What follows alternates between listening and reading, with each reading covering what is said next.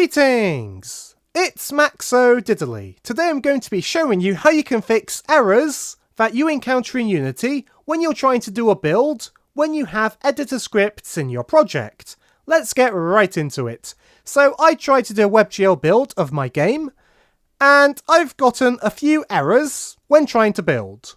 All of them relate to a script I've made, and each one references something that's part of the Unity engine. So I'm going to show you how you can fix it. And there's actually two ways. The first way is you need to go to your assets folder, then right click, click on create, then click on folder.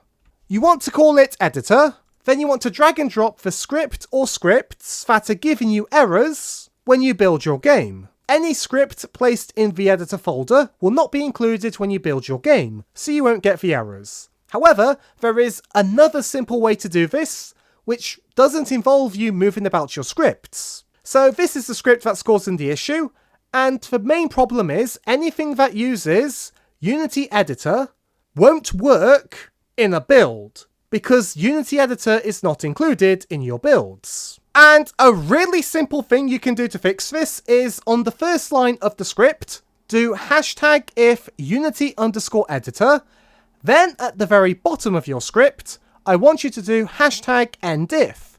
Then I recommend you do a comment saying UnityEditor. And what we've done here is make a preprocessor directive. And this tells Unity's compiler to only include this code when running our game inside the Unity editor. So when we do a build, this code just won't be included in the build, so we don't get the error.